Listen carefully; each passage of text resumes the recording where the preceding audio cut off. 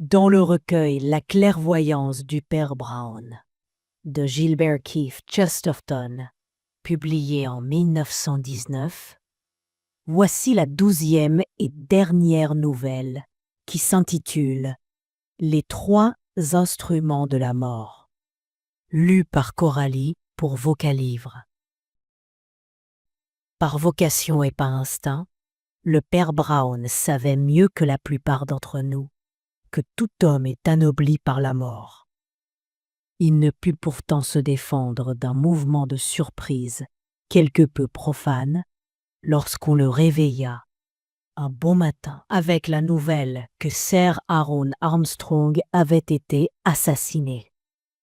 L'idée qu'un personnage aussi divertissant, aussi populaire, avait été victime d'une secrète violence était absurde, presque grotesque.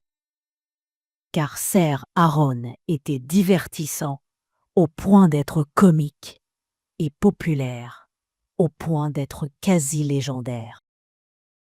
C'est comme s'il avait appris que M. Pickwick était mort à Hanwell. Quoique Sir Aaron, en tant que philanthrope, fût contraint d'envisager l'aspect le plus sombre de notre société, il se piquait de le considérer le plus gaiement possible. Ses discours politiques et sociaux étaient des cataractes d'anecdotes et de joyeuses plaisanteries. Il était, au sens littéral du mot, resplendissant de santé. Sa philosophie était exclusivement optimiste. Et lorsqu'il traitait la question de l'alcoolisme, il le faisait avec cette gaieté inépuisable et presque monotone, qui caractérise si souvent le riche abstinent. L'histoire de sa conversion était familière aux congrégations et aux auditoires les plus puritains. Comment, étant enfant, il fut détourné de la théologie écossaise par le whisky écossais, et comment il s'affranchit de l'une et de l'autre pour devenir, selon sa modeste expression, ce qu'il était. Lorsque l'on voyait apparaître aux innombrables banquets et congrès qui l'honoraient de sa présence, sa longue barbe blanche, sa figure poupine et ses lunettes étincelantes, on avait quelque peine à croire qu'il eût jamais pu être assez morbide pour devenir ivrogne ou calviniste. On sentait que c'était l'homme le plus sérieusement gai qui fût au monde. Il habitait dans la banlieue d'Hampstead, une maison haute et étroite, une tour moderne et banale. Le plus étroit de ses côtés dominait le talus escarpé et verdoyant d'une voie ferrée et était ébranlé par le passage des trains. Comme il l'expliquait lui-même joyeusement, Sir Aaron n'avait pas de nerfs.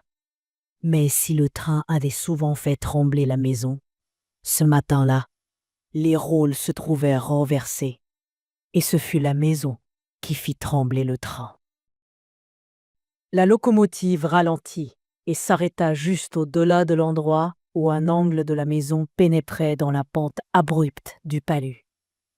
Une machine ne peut s'arrêter que lentement, mais la cause vivante de l'arrêt n'en avait pas moins été soudaine. Un homme entièrement vêtu de noir, portant même, on se souvint dans la suite de ce détail funèbre, des gants noirs, parut au haut du talus, au-dessus de la machine, et fit tournoyer ses mains noires comme un moulin à vent. Une telle action en soi n'eût pas suffi à arrêter un train, même un train de banlieue. Mais cet homme émettait un cri que l'on qualifia par la suite de monstrueux. C'était un de ces cris qui sont horriblement distincts, même lorsqu'on n'entend pas ce que l'on crie. Au meurtre. Le mécanicien prétend qu'il aurait stoppé, même s'il n'avait entendu que le son terrible du cri, sans en comprendre le sens. Une fois le train arrêté, on put, d'un coup d'œil superficiel, se rendre compte des principaux éléments de la tragédie. L'homme en noir, sur le talus vert, était Magnus, le domestique de Sir Aaron Armstrong. Dans son optimisme, le baronnet s'était souvent moqué des gants noirs de son morne valet. Mais personne ne songeait à s'en moquer en ce moment.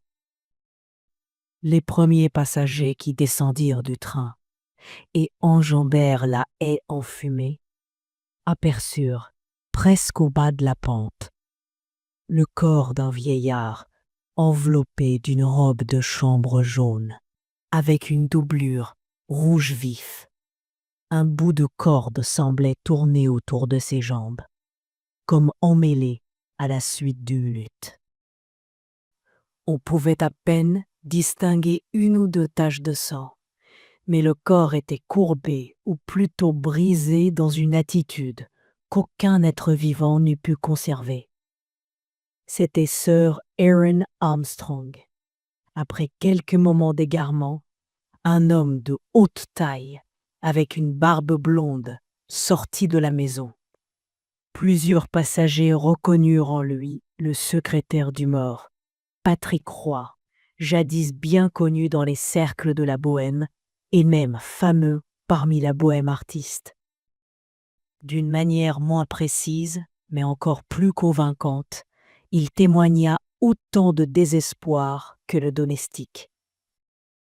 Lorsque, enfin, la troisième personne de la maison, Alice Armstrong, la fille du mort, sortit d'un pas hésitant dans le jardin, le train repartit, sifflant et haletant, chercher de l'aide à la prochaine station. C'est ainsi que le père Brown avait été appelé d'urgence sur les lieux, à la demande de Patrick Royce, l'ex-bohème. Royce était irlandais de naissance. Il appartenait à cette classe de catholiques négligents qui ne se souviennent de leur religion que lorsqu'ils se trouvent dans l'embarras. Peut-être ne se serait-on pas empressé à ce point de satisfaire à la demande de Royce si l'un des détectives officiels s'occupant de l'affaire n'avait été un admirateur de l'officieux Flambeau. Il était impossible d'être l'ami de Flambeau sans connaître une foule d'histoires passionnantes concernant le père Brown. C'est pourquoi, tandis que le jeune détective, répondant au nom de Merton, conduisait le petit prêtre, à travers champs, vers la voie ferrée, leur conversation avait déjà pris un tour quasi confidentiel. Pour autant que je sache, avouait Merton, il est impossible d'y voir clair. On ne peut soupçonner personne. Magnus est un solennel vieil imbécile, bien trop sot pour être un assassin. Royce a été le meilleur ami du baronnet depuis des années. Et il est évident que la jeune fille adorait son père. Et puis, toute l'affaire est trop absurde. Qui songerait à tuer un joyeux vieux bonhomme tel qu'Armstrong? Qui souillerait ses mains du sang d'un orateur de banquet? On assassinerait aussi bien le Père Noël. Oui, c'était une joyeuse maison, dit le père Brown. Tout au moins, tant qu'il y a vécu. Croyez-vous qu'elle le sera encore maintenant qu'il est mort? Merton s'arrêta surpris et regarda son compagnon avec intérêt. Maintenant qu'il est mort, répéta-t-il. Oui, reprit le prêtre, avec insistance. Il était gai, c'est vrai. Mais communiquait-il cette gaieté à son entourage? Franchement, y avait quelqu'un de gai dans la maison, sauf lui. Une fenêtre s'ouvrit dans l'esprit de Merton et laissa pénétrer cette étrange et surprenante lueur, à l'aide de laquelle nous voyons, pour la première des fois, des choses que nous connaissons depuis toujours. Il avait souvent visité les Armstrong à propos de certaines enquêtes que le philanthrope demandait à la police d'entreprendre pour lui. Et maintenant qu'il y songeait, cet intérieur avait toujours eu sur lui un effet déprimant. Les chambres étaient très hautes d'étage et très froides.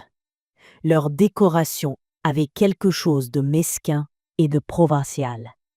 Les corridors, où s'engouffrait le vent, étaient éclairés par des globes électriques plus pâles qu'un clair de lune.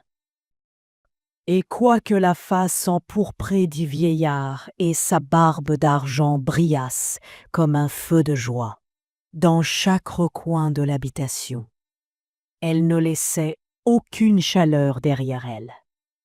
Sans doute, ce manque de bien-être fantomal était dû, en partie, à la vitalité même et à l'exubérance du maître, qui, suivant ses propres paroles, n'avait besoin ni de poêle, ni de lampe, mais portait sa chaleur en lui. Mais lorsque Merton évoquait l'image des autres habitants de la maison, il était obligé d'admettre qu'eux aussi contrastaient violemment avec le chef de famille. Le morne domestique, avec ses monstrueux gants noirs, était une vision de cauchemar. Roas, le secrétaire, était un fort gaillard, au cou de taureau vêtu de gris, avec une courte barbe. Mais sa barbe blonde était parsemée de poils du même gris que son veston, et son large front était rayé de rides précoces. Il était jovial, mais c'était une triste, presque une douloureuse jovialité. Il avait vaguement l'air d'avoir gâché sa vie. Quant à la fille d'Armstrong, il était presque incroyable que ce fût sa fille, tant elle était pâle et d'aspect sensitif. Elle était gracieuse, mais toute sa personne semblait frémir au moindre souffle, comme le feuillage d'un tremble. Merton s'était souvent demandé si le fracas des trains qui passaient sous ses fenêtres n'avait pas contribué à la faner ainsi. « Voyez-vous, dit le père Brown, clignant modestement des yeux, je me demande parfois si une gaieté du genre de celle d'Armstrong est vraiment bien gaie pour les autres. Vous dites que personne n'aurait pu tuer un si heureux vieillard. Je n'en suis pas certain. Ne nos inducas in tentationem. Si jamais je tuais quelqu'un, ajouta-t-il simplement, je suppose que ce serait un optimiste. Pourquoi? Cria Merton, amusé. Croyez-vous que les hommes n'aiment pas la gaieté? Ils aiment souvent à rire, mais je ne crois pas qu'ils aiment à sourire constamment. Une gaieté sans humour doit, à la longue, devenir insupportable. Ils marchèrent quelque temps en silence le long du talus herbeux près de la voie ferrée. Lorsqu'ils parvinrent enfin dans l'ombre de la haute maison d'Armstrong, le père Brown dit soudain, comme si loin de présenter une nouvelle idée, il tentait plutôt de se débarrasser d'une pensée gênante. Il est bien vrai que l'alcool n'est en soi-même ni bon ni mauvais, mais je ne peux m'empêcher de croire parfois que des gens comme Armstrong auraient besoin, de temps à autre, de prendre un verre de vin, ne fût-ce que pour les attrister un peu. Le supérieur de Merton, un vieux détective répondant au nom de Gilder, attendait le coroner sur le talus vert, en causant avec Patrick Royce, dont les larges épaules et la tête hérissée dominaient l'assemblée. Ceci était d'autant plus remarquable que Royce se tenait d'habitude le dos voûté et semblait accomplir ses légers devoirs de secrétaire avec l'allure humble et puissante d'un buffle traînant une charrette à bras. Il leva la tête avec plaisir à la vue du prêtre et l'entraîna quelques pas à l'écart. Dans l'entretemps, Merton abordait le vieux détective avec respect, mais non sans témoigner une certaine impatience. « Eh bien, monsieur Gilder, avez-vous éclairci davantage le mystère ?»« Il n'y a pas de mystère, » répondit Gilder, en suivant d'un œil rêveur un vol de corneille. Il y en a un pour moi, en tout cas, dit Merton en souriant.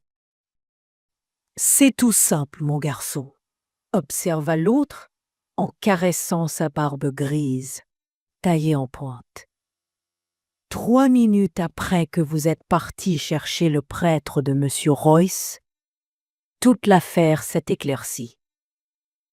Vous n'avez pas oublié ce domestique au teint mal cuit et aux gants noirs qui arrêta le train? Je le reconnaîtrais n'importe où. Je ne sais pourquoi. Il me donnait la chair de poule. Eh bien, le train n'était pas plus tôt reparti que l'homme disparut. Il faut un certain toupet, ne pensez-vous pas, pour s'échapper par le même train qui va chercher la police? Vous êtes certain, je suppose, qu'il a vraiment tué son maître? Oui, mon garçon, j'en suis certain, répondit Guilder sèchement.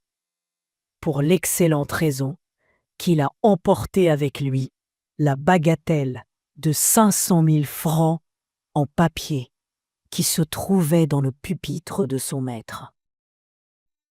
La seule chose qui soit encore difficile à expliquer, c'est la manière dont il a pu tuer. Le crâne semble brisé à l'aide d'une arme redoutable, et nous n'en trouvons de traces nulle part.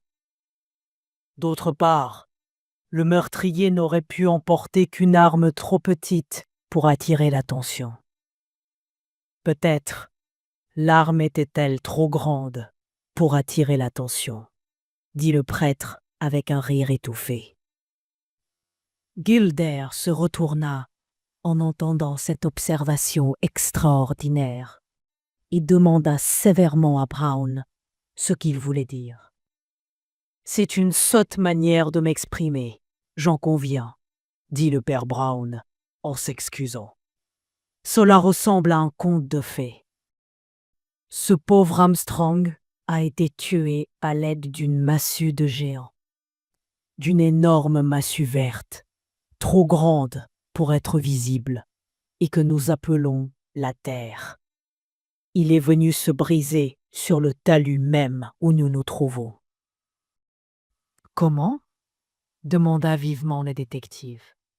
Le père Brown tourna son visage lunaire vers la façade étroite de la maison et cligna des yeux désespérément. En suivant la direction de son regard, les policiers virent qu'au sommet de la maison, dont les fenêtres de derrière restaient en général fermées, la croisée d'une mansarde était restée ouverte.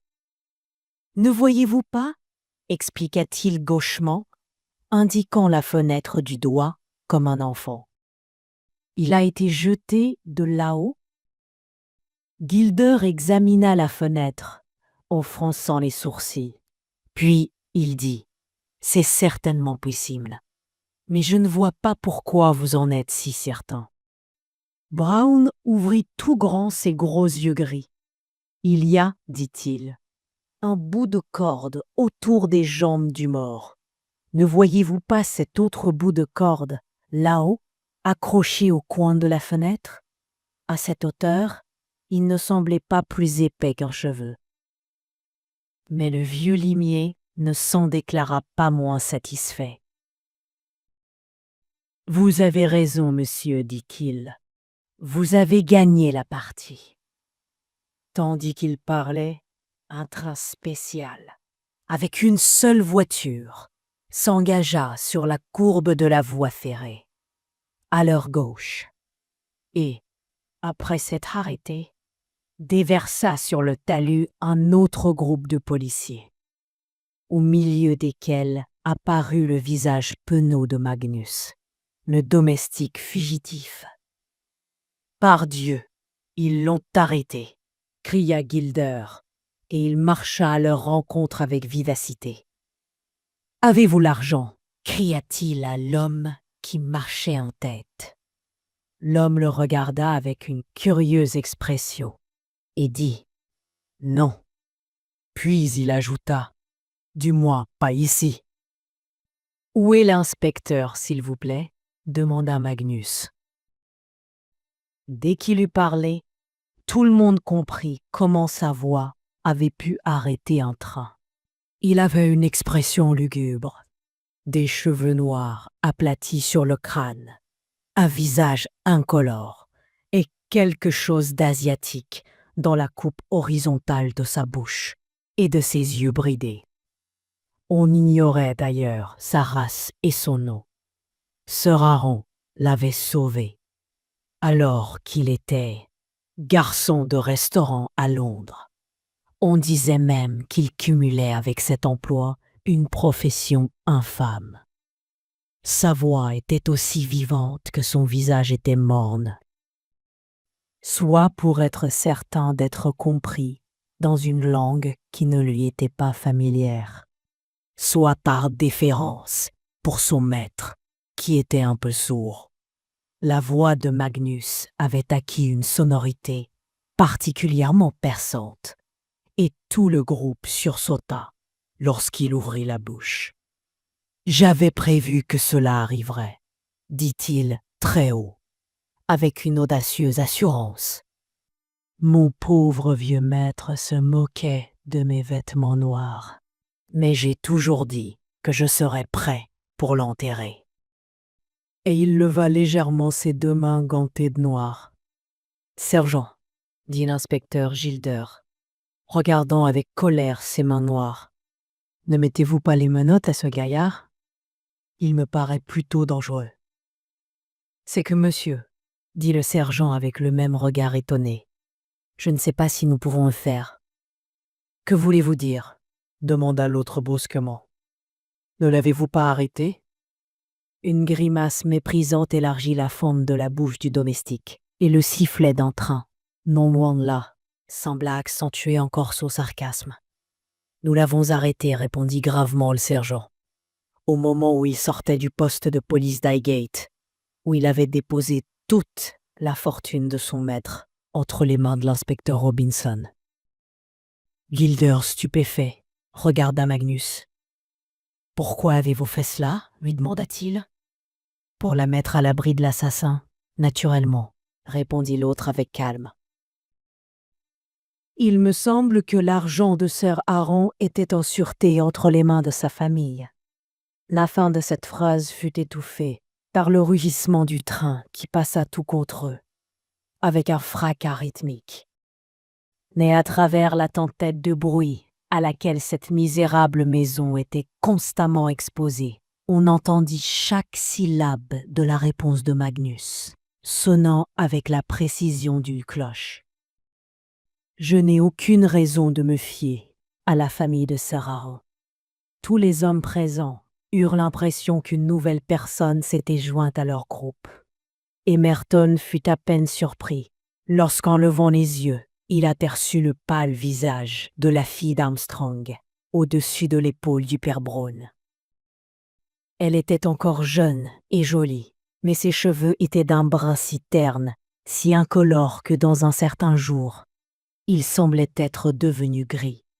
« Faites attention à ce que vous dites, » dit Wise, rudement. « Vous allez effrayer Miss Armstrong. »« Je l'espère bien, » répondit l'homme à la voix claire, tandis que la jeune fille reculait et que tous les assistants restaient surpris.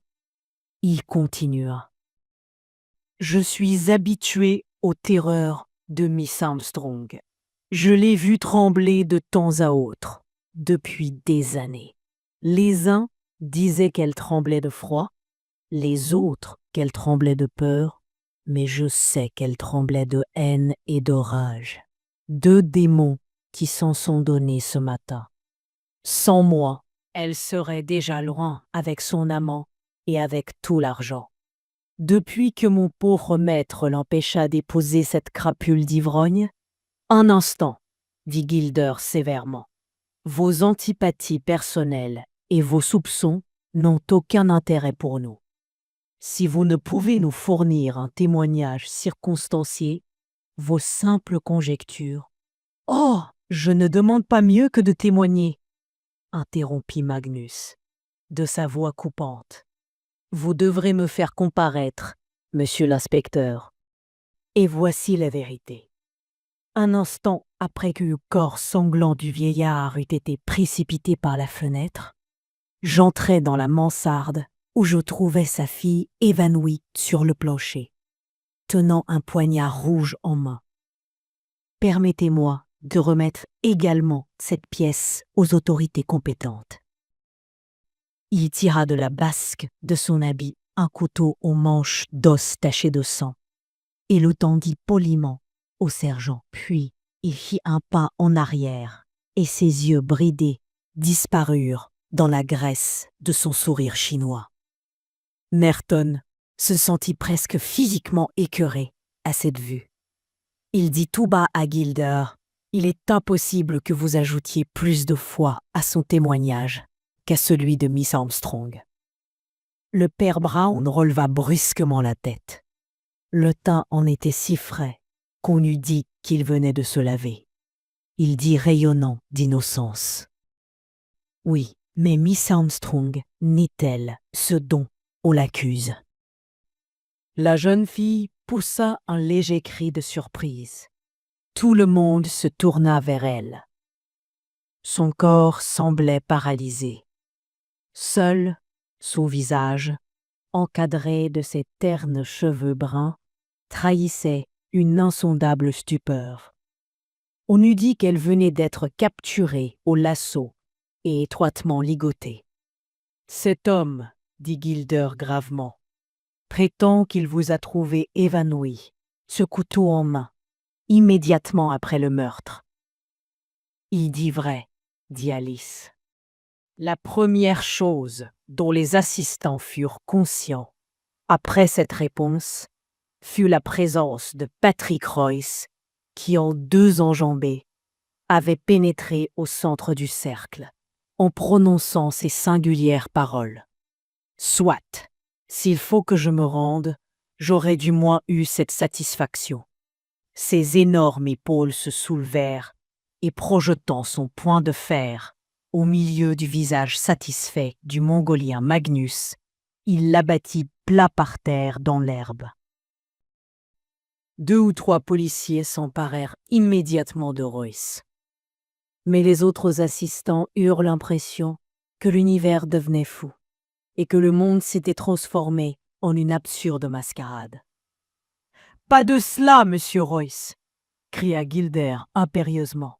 « Je vous arrêterai pour coups et blessures. »« Non !» répondit le secrétaire d'une voix qui résonna comme un gong d'airain. « Vous m'arrêterez pour meurtre. » Gilder jeta un regard alarmé vers l'homme étendu par terre. Mais, comme Magnus était déjà assis sur son séant, essuyant quelques gouttes de sang sur un visage relativement intact, il dit brièvement « Que voulez-vous dire ? Ce que cet homme a dit est exact, » expliqua Royce. Miss Armstrong s'est bien évanouie, tenant un couteau en main. Mais elle s'était emparée du couteau, non pour attaquer son père, mais pour le défendre. « Pour le défendre, » reprit Gilder gravement. « Contre qui ? » ?»« Contre moi. » Alice regarda le secrétaire avec une expression complexe et déconcertante. Puis elle dit d'une voix basse : « Après tout, je suis heureuse de voir que vous avez le courage de vos actions. »« Venez en haut avec moi, » dit Patrick Royce d'une voix lasse, « et je vous montrerai toute cette maudite affaire. » La mansarde, qui était la chambre du secrétaire, une étroite cellule pour un si grand ermite, portait, en effet, les traces évidentes d'un drame violent. Au milieu de la chambre gisait un gros revolver, comme si on l'y avait jeté. Plus à gauche avait roulé une bouteille de whisky, ouverte, mais renfermant encore une certaine quantité d'alcool. Le tapis qui recouvrait la petite table gisait par terre, piétiné, et une longue corde, semblable à celle qu'on avait retrouvée sur le cadavre, avait été jetée par-dessus l'appui de la fenêtre. 2 vases brisés gisaient sur la cheminée, et un autre sur le tapis. J'étais ivre, dit Royce, et la simplicité de cet aveu, chez cet homme prématurément usé, était pitoyable comme le premier péché d'un enfant. Vous connaissez tous mon histoire, continua-t-il d'une voix rauque. Tout le monde sait comment elle commença, et elle peut aussi bien finir de la même manière. On me considérait jadis comme un homme intelligent, et j'aurais pu être un homme heureux. Armstrong sauva des tavernes les débris de mon corps et de mon cerveau. Il fut toujours bon pour moi, à sa manière, le pauvre diable. Seulement il ne voulait pas me permettre d'épouser Alice, et l'on s'accordera pour trouver qu'il avait bien raison. Vous pouvez aisément reconstituer le drame, et vous ne me forcerez pas à entrer dans les détails. Voici ma bouteille de whisky à moitié vide, dans ce coin. Voici mon revolver vide de balles, sur le tapis. C'est la corde de ma malle qui fut trouvée sur le cadavre, et c'est de ma fenêtre que le corps tomba. Il n'est pas nécessaire d'avoir recours à des détectives pour déterrer une tragédie d'une simplicité aussi élémentaire. Je me rends, prenez-moi, et par Dieu, cela doit vous suffire. Sur un signe imperceptible de leur chef, les policiers entourèrent Royce et se préparèrent à l'emmener. Mais leur discrète manœuvre fut plus ou moins entravée par le père Brown, qui s'était installé à 4 pattes sur le tapis, en travers de la porte, comme pour se livrer à quelque prière incongrue. Comme il était totalement indifférent à l'effet qu'il pourrait produire, il resta dans cette singulière posture, présentant l'aspect d'un quadrupède coiffé d'une tête humaine, et leva vers les assistants un visage roux et réjoui. « Dites donc, dit-il avec bonne humeur, cela ne peut pas se passer ainsi. D'abord, vous me dites que nous ne trouvons aucune arme, mais maintenant, nous en trouvons trop. Voilà soi-disant le couteau qui poignarda la victime, et la corde qui l'étrangla, et le revolver qui la cribla de balles. Et après tout, elle s'est cassé le cou en tombant par la fenêtre. Ça ne va pas, c'est pas économique. Et il secoua la tête au-dessus du sol, comme un cheval qui broute. L'inspecteur Bilder ouvrit la bouche, dans l'intention de lui adresser une verte réprimande. Mais, avant qu'il eût pu parler, la grotesque figure, à 4 pattes sur le plancher, reprit avec une extraordinaire volubilité. Il y a ici 3 choses impossibles. D'abord, ces trous dans le tapis, où les 6 balles se sont perdues. Pourquoi le meurtrier s'est-il amusé à cribler de balles ce tapis? Un homme ivre s'en prend à la tête de son ennemi, à ses yeux qui le bravent. Il ne se prend pas de querelle avec ses pieds, il ne met pas le siège devant ses pantoufles. Ensuite, cette corde. Et ayant fini d'examiner le plancher, l'orateur mit les mains en poche, mais continua familièrement à parler à genoux.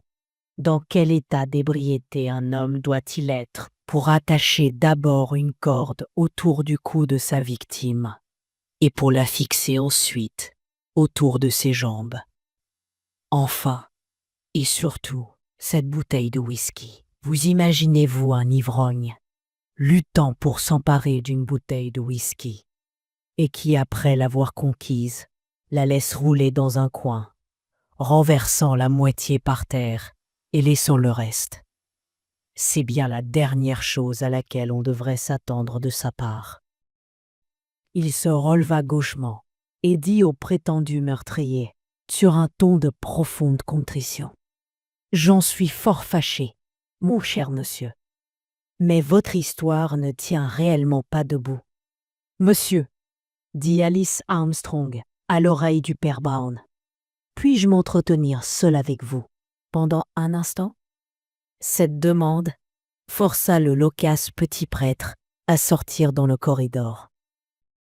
La jeune fille l'entraîna dans la chambre voisine et, avant qu'il eût pu ouvrir la bouche, elle lui dit d'un ton incisif: « Vous êtes un homme très habile, et vous voulez tenter de sauver Patrick, je le sais. Mais c'est inutile. Le fond de tout ceci est sombre, et plus vous poursuivrez vos recherches, plus vous trouverez de preuves contre le malheureux que j'aime. » « Pourquoi ?»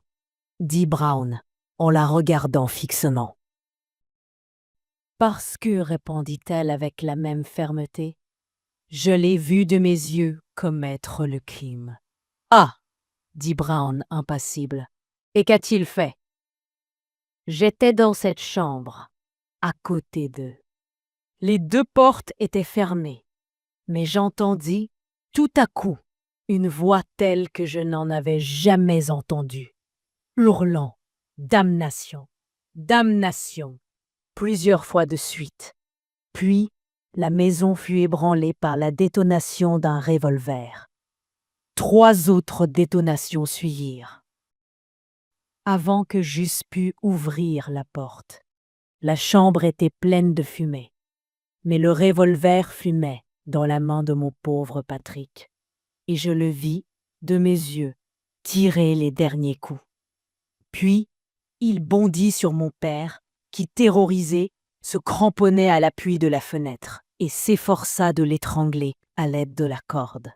Il tenta de fixer le nœud coulant autour du cou de sa victime, mais il glissa jusqu'aux pieds à la suite des efforts que mon père fit pour se dégager. Une des jambes resta prise et Patrick tira sur la corde comme un fou. Je saisis un couteau et, me précipitant entre eux, je réussis à couper la corde avant de m'évanouir. « Je vois, » dit froidement le père Brown, avec la même politesse. « Merci. » La jeune fille fondit en larmes, succombant sous le poids de ses souvenirs. Et le prêtre passa dans la chambre voisine, où il trouva Gilder et Merton, seuls avec Patrick Royce, assis sur une chaise, les menottes au poignet. Il demanda à l'inspecteur, avec docilité: « Puis-je dire un mot au prisonnier, en votre présence? Et voulez-vous lui permettre d'enlever, pendant 1 minute, ces drôles de manchettes? » « Il est très fort, » dit Merton, à voix basse. « Pourquoi désirez-vous qu'on les enlève? » « Je pensais, » reprit le prêtre humblement, « que je pourrais avoir l'extrême honneur de lui serrer la main. » Les 2 détectives le regardèrent surpris, et le père Brown ajouta, s'adressant au prisonnier: « Ne voulez-vous pas tout leur dire, monsieur? » L'homme, sur la chaise, secoua sa tête ébouriffée, et le prêtre se détourna avec un mouvement d'impatience. « Je m'en chargerai donc, » dit-il. « J'attache plus de prix aux vies privées qu'aux réputations publiques. Je sauverai le vivant et laisserai les morts prendre soin de leurs morts. » Il s'approcha de la fenêtre et regarda au dehors, tandis qu'il parlait. « Je vous ai dit que, dans cette affaire, il y avait trop d'armes pour une seule mort. Je vous dirai à présent que ce n'étaient pas des armes, et qu'elles ne furent pas employées pour donner la mort. Bien au contraire, toutes ces tragiques pièces à conviction, le nœud coulant, le couteau sanglant, le revolver fumant, furent les instruments d'une curieuse merci. Ils ne furent pas employés pour tuer Sir Harrow, mais pour le sauver. »« Pour le sauver !» répéta Gilder. « Et de qui? » ?»« De lui-même. Il avait la manie du suicide. »« Quoi ?» cria Merton d'un air incrédule. Et que faites-vous de la religion de la gaieté? C'est une religion cruelle, dit le prêtre, en regardant par la fenêtre. Pourquoi ne pouvait-il pas pleurer un peu, comme ses ancêtres? Ses idées se raidirent, ses conceptions se refroidirent. Ce masque joyeux cachait l'âme désolée de l'athée. À la fin de sa vie, pour maintenir sa réputation de jovialité, il retomba dans le vice dont il s'était guéri jadis. Mais rien n'est plus pénible que les manifestations de l'alcoolisme chez un abstinent. Il se représente et il éprouve à son tour l'état psychologique dont il a si souvent dépeint la torture aux autres. Le mal s'empara prématurément du pauvre Armstrong. Et ce matin, dans cette chambre, il était dans un tel état qu'il cria qu'il était en enfer. Sa voix était à ce point changée que sa fille ne la reconnut pas. Il avait l'idée fixe de la mort, et avec l'obstination d'un fou, il avait réuni autour de lui différents genres de mort. Un nœud coulant, le revolver de son ami et un couteau. Royce entra par hasard et agit, rapide comme l'éclair. Il jeta le couteau sur le paillasson derrière lui, arracha le revolver au vieillard et n'ayant pas le temps de le décharger autrement, le vida en tirant sur le plancher. Mais le fou avait trouvé un quatrième genre de mort et se précipita vers la fenêtre. Son sauveur fit la seule chose qui lui restait à faire dans cette extrémité. Il courut après lui avec la corde et s'efforça de le ligoter. C'est alors que la malheureuse jeune fille entra et que, se méprenant sur les intentions de son ami, elle s'efforça de libérer son père. Elle ne réussit d'abord qu'à blesser les mains de Royce. Et c'est de ces blessures que vient tout le sang répandu dans cette affaire. Vous avez sans doute remarqué avec moi qu'il a maculé de sang le visage du domestique, sans le blesser. Seulement, avant de s'évanouir, la malheureuse femme réussit à couper la corde. Et son père sauta de la fenêtre dans l'éternité. Un long silence suivit ces paroles, à peine interrompu par le son métallique des menottes que Gilder enlevait des mains de Patrick Royce en disant « À votre place, monsieur, j'aurais tout avoué. Votre vie et celle de la jeune dame ont plus de valeur que les notices nécrologiques d'Armstrong. » « Au diable, ces notices !» cria Royce rudement. « Ne voyez-vous pas que c'est parce qu'elle ne doit pas savoir ?» « Ne doit pas savoir quoi ?» demanda Merton. « Qu'elle a tué son père, idiot !» hurla le secrétaire. « Il serait encore vivant sans elle. Si elle apprend cela, elle peut en mourir. »« Non, je ne pense pas, » répliqua le père Brown en ramassant son chapeau. « Je crois que vous feriez mieux de le lui dire. Les plus fatales erreurs n'empoisonnent pas la vie comme le péché. En tout cas, je pense que vous pouvez être tous deux plus heureux maintenant. Adieu. Je suis attendu à l'école des sourds-muets. » En sortant, il rencontra, sur la pelouse balayée par le vent, un ami de Highgate qui l'arrêta pour lui dire « Le coroner vient d'arriver. L'enquête va justement commencer. »« Je dois retourner à l'école des sourds-muets, » répondit le père Brown. « Je regrette de ne pouvoir assister à l'enquête. »